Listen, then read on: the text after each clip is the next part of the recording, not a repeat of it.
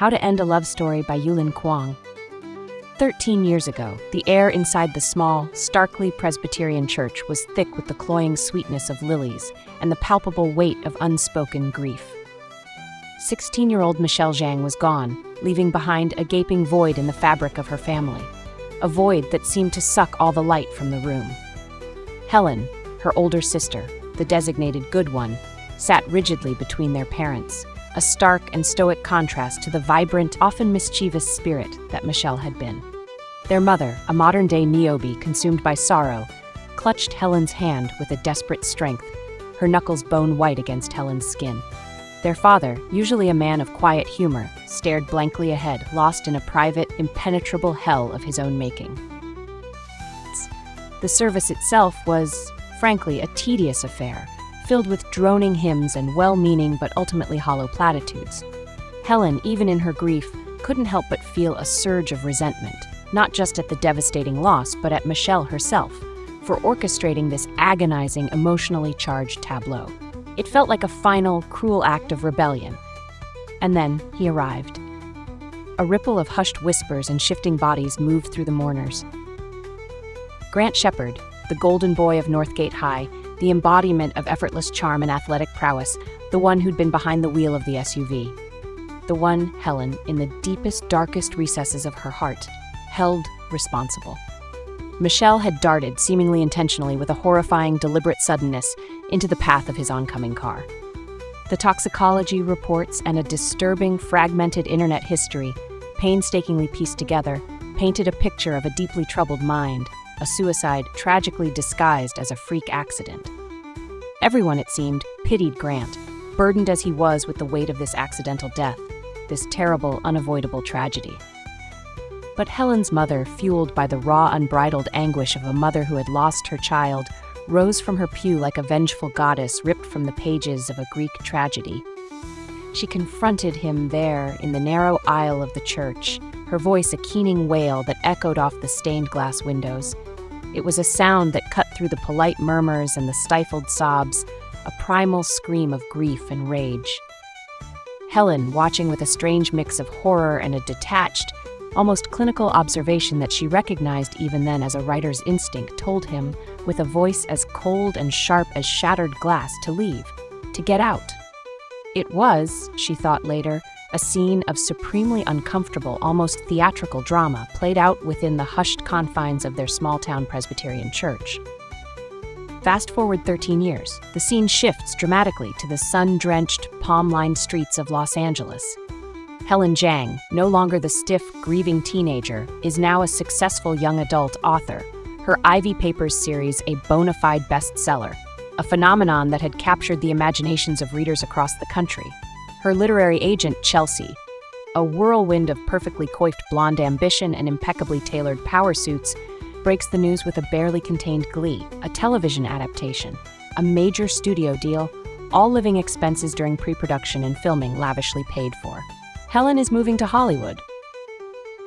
Cautious optimism, a carefully cultivated defense mechanism, honed over years of managing expectations and navigating the treacherous waters of family grief, tempers the surge of excitement that threatens to overwhelm her. She's learned, the hard way, not to get ahead of herself, not to let hope bloom too brightly before it's inevitably crushed.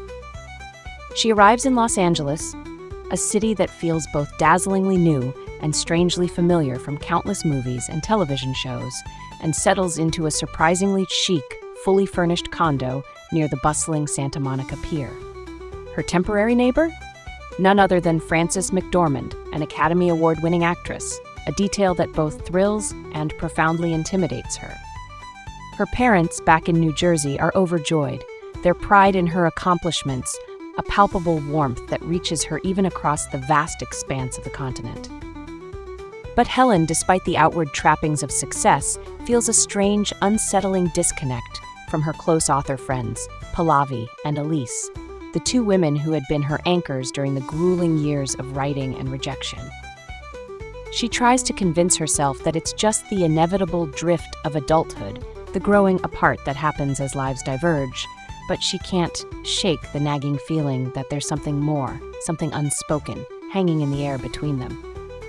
Their last few texts had been terse, almost cold.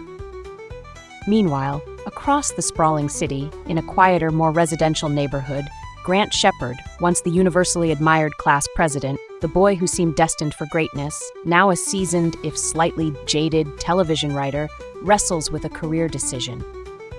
His agent, Fern, a sharp-tongued woman with a nose for a good deal and an allergy to sentimentality, is pushing him to take a meeting for the Ivy Papers adaptation.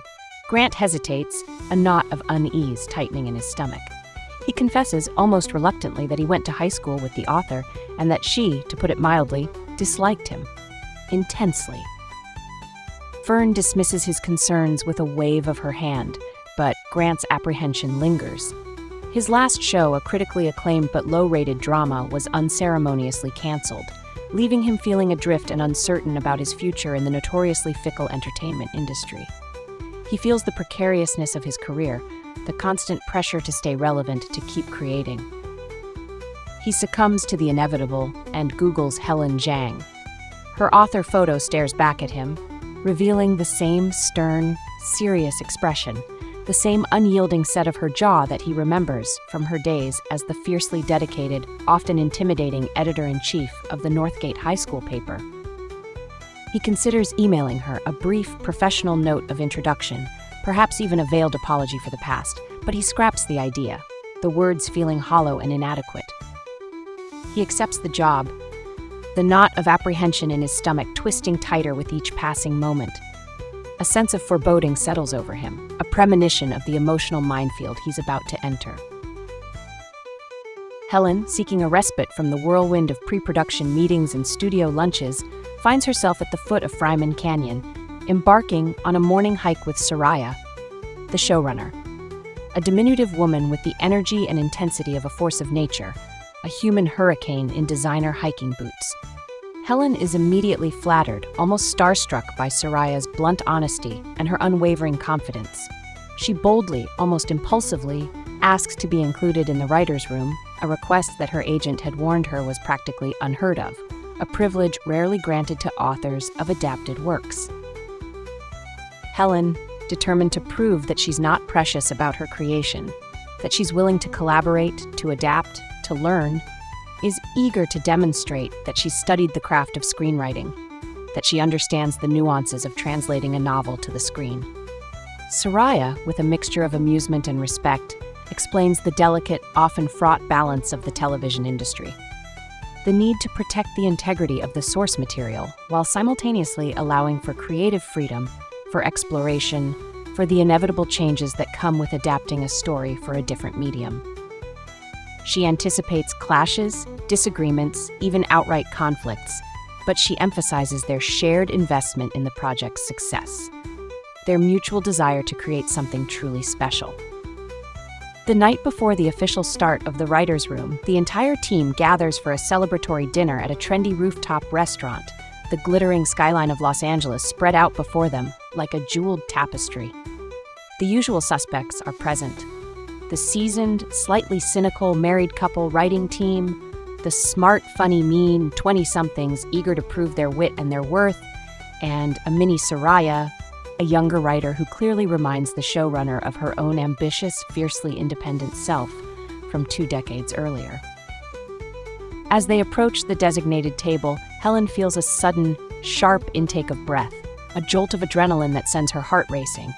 Grant is there. He's part of the writing team. Soraya, it turns out, seems equally surprised by this revelation. Grant, ever the smooth operator, downplays their past connection, claiming he took the job primarily because of Soraya's reputation, earning him a playful, if slightly pointed, kiss-ass label from the showrunner. When Soraya, with a mischievous glint in her eye, suggests that they all share embarrassing stories about Grant from their high school days, Helen abruptly changes the subject, deflecting the attention with a seemingly innocuous question about the menu. Later, fueled by a potent combination of alcohol and simmering, long-suppressed rage, Helen confronts Grant in a secluded corner of the rooftop bar. She explodes, her voice trembling with barely controlled fury, demanding that he quit the show, that he remove himself from the project immediately. He's incensed, defensive, mentioning his mortgage, his bills, his livelihood, his eyes pleading for a forgiveness and understanding that she's unwilling, perhaps even unable to give. She wants him gone, banished from her life once again. He refuses, his own anger flaring, a stubborn defiance hardening his features. That night, back in his apartment, Grant experiences a full-blown panic attack, a terrifying wave of anxiety that leaves him breathless and shaking. He calls his ex-girlfriend, Karina, a kind, empathetic woman who calmly and patiently talks him down, guiding him through breathing exercises, her voice a soothing balm against the rising tide of his panic. But then, with a gentle firmness, she suggests that he find someone else to lean on, someone other than her, a subtle but clear indication that their relationship is truly over. Helen, meanwhile, unable to find solace in sleep, delves into the digital ghost of her sister, Michelle. She retrieves an old, battered hard drive from a hidden compartment in her suitcase, a relic of Michelle's final semester, a repository of essays, assignments, and fragmented digital remnants of a life cut tragically short. She picks at the familiar, painful emotional scabs, searching, as she has done countless times before, for some hidden clue, some unspoken message, some key that might unlock the mystery of Michelle's final days. A strained, awkward lunch between Helen and Grant follows, an attempt to establish some semblance of professional boundaries, some ground rules for their forced collaboration. Michelle, they agree, is off-limits, a subject too painful, too fraught with unresolved grief and guilt to be broached. Grant, oozing a forced, almost desperate charm, suggests a safe word for any discussions that veer too close to their shared painful past. It's awkward, uncomfortable, a delicate dance around the gaping chasm of their history. He flirts, subtly, almost unconsciously, revealing that he sees a reflection of himself in one of the characters from her novels. Helen remains coldly polite, aloof, determined to maintain a professional distance. Back in the writer's room, Grant's behavior undergoes a noticeable shift. He becomes impeccably, almost annoyingly polite, his every interaction with Helen carefully calibrated, devoid of any hint of the simmering tension that lies beneath the surface. It's a performance, a mask, and it irritates her even more than his previous attempts at charm. Soraya, sensing the underlying discord, pulls Helen aside for a private conversation, a heart-to-heart that leaves Helen feeling both seen and strangely comforted, validated in her anxieties. The proposed solution?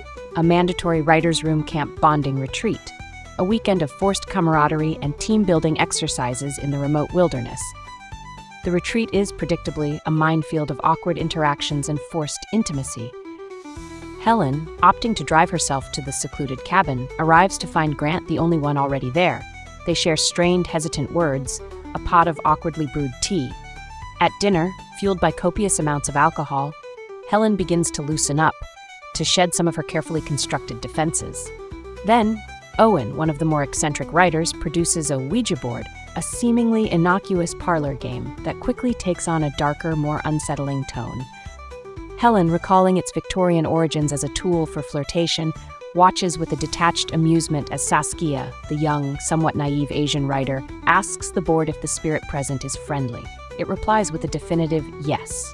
Hot? Also yes. Grant, initially reluctant, hesitant to participate, eventually succumbs to the peer pressure and takes his turn, calling out to his recently deceased uncle. The board, with a chilling clarity, spells out 2 words, "Get out." Later that night, Grant, too tall for the cramped confines of the top bunk in the shared sleeping quarters, ends up on a pull-out couch in the main living area.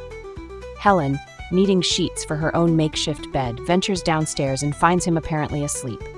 He wakes suddenly, his hand instinctively reaching out, gripping her wrist with a surprising strength, pulling her closer.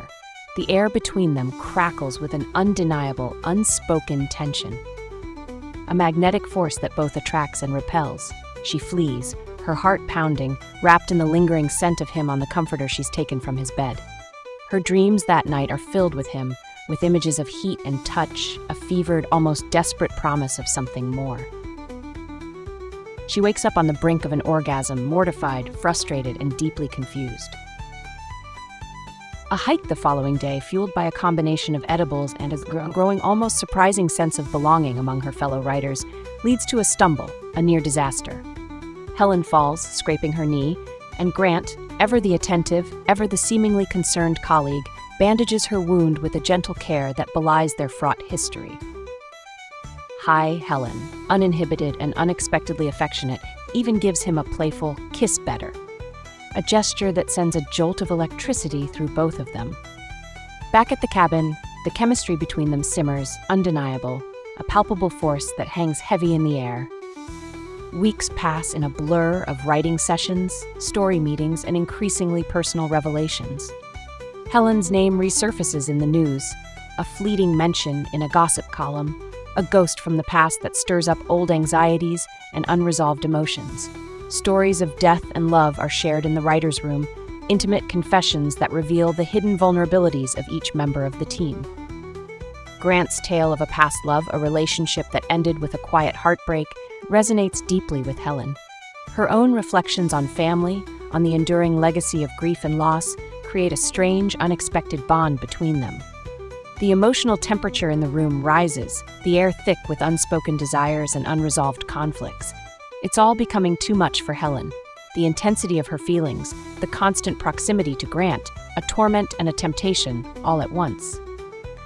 A private conversation ensues, a confrontation that had been brewing for weeks. Accusations are hurled, defenses are raised, old wounds are reopened. But beneath the anger and the resentment, there's a dawning realization. A grudging acknowledgement of how much they truly care, how deeply their lives are intertwined, even after all these years. And then, a fractured parting, a sense of irreparable damage, a feeling that they've crossed a line from which there's no return. They are changed irrevocably by this encounter. A camping trip, another attempt at forced bonding, pushes them even further, testing their emotional and physical limits. Grant's overly polite, meticulously controlled demeanor continues to grate on Helen's nerves, a constant reminder of the chasm that still separates them. Soraya, ever perceptive, confronts Helen, questioning her lack of trust in the group, her inability to fully embrace the collaborative process, even hinting at the possibility of firing her, of replacing her with someone more willing to play the game. Back in the writer's room, with everyone high on a combination of stress and illicit substances, making questionable decisions and blurring the lines of professional decorum, the tension between Helen and Grant reaches a fever pitch. Helen recalls a college fling.